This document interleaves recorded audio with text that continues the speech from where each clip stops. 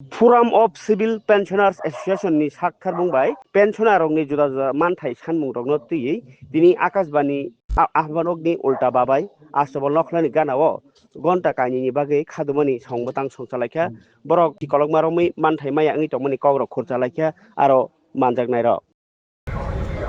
প্রথমে আপনাদেরকে আমরা ফোরামের পক্ষ থেকে অভিনন্দন এবং ধন্যবাদ জানাচ্ছি।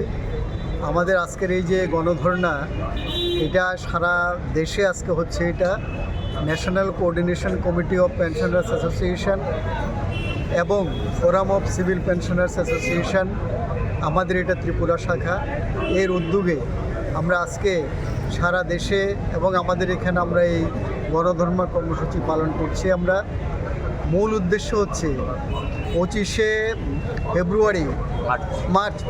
মার্চ 2025 যে ফিনান্স অ্যাক্ট পাস হলো, সেখানে পার্ট 4-এ ভ্যালিডেশন অ্যাক্ট গভর্নমেন্ট পাস করেছে কেন্দ্রীয় সরকার।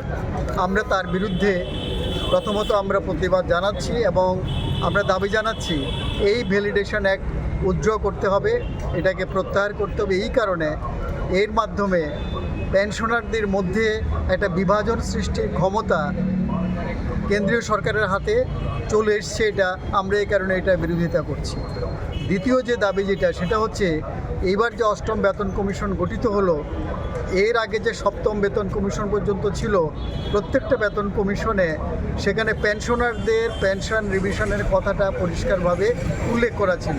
কিন্তু এইবারেই প্রথম 8ম বেতন কমিশনে যারা এক্সিস্টিং পেনশনার, তাদের পেনশন রিভিশনের ব্যাপারে কোনো বক্তব্য রাখা হয়নি। আমরা বলছি 8ম বেতন কমিশনের যে বিচার্য বিষয় বা টার্মস অফ রেফারেন্স, সেটা মডিফাই করে সেখানে পেনশনারদের পেনশন রিভিশনের ব্যাপারটা সুস্পষ্টভাবে সেটাকে ঢোকাতে হবে।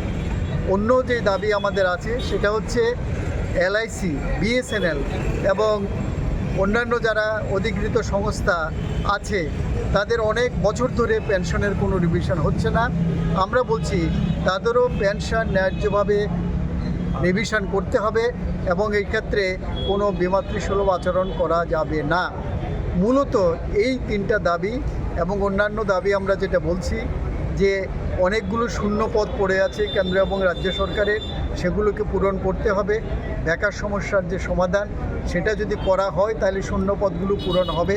আমরা সেটাও দাবি জানাচ্ছি। শুধু আমাদের দাবির মধ্যে আমরা কেন্দ্রীভূত থাকছি না, পাশাপাশি রাজ্যে এবং কেন্দ্রে যেই সমস্ত পোস্ট আমরা কন্ট্রাকচুয়াল যেগুলো আছে সেগুলোকেও রেগুলারাইজ করার কথা বলছি। আমরা দ্রব্যমূল্য স্ফীতি সেটাকেও আমরা নিয়ন্ত্রণ করার কথা বলছি। আমরা মূলত এই দাবিগুলো নিয়ে, এবং কালকে যে স্ট্রাইক সারা দেশে হলো, শ্রমকোড বাতিল করা, শ্রমিকদের স্বার্থবিরোধী, শ্রমিকদের স্বার্থ পরিপন্থী যে কোড সরকার গ্রহণ করেছে, সেটা বাতিলেরও আমরা দাবি জানাচ্ছি। কারণ আমরা মনে করছি এর ফলে শ্রমিকদের শোষণ বাড়বে, তাদের কাজের যে সময় ঘন্টা সেটা অনেক বেড়ে যাবে। আমরা তারও প্রতিবাদ জানাচ্ছি এবং এটা বাতিল করার জন্য আমরা দাবি জানাচ্ছি। এগুলো হচ্ছে মূলত আমাদের আজকের যে অনুষ্ঠান গণধর্ণা, তার যে মূল দাবিগুলো। কত ঘন্টার গণধর্ণা? এটা 2 ঘন্টা। আজকে আমাদের 11টা থেকে 1টা।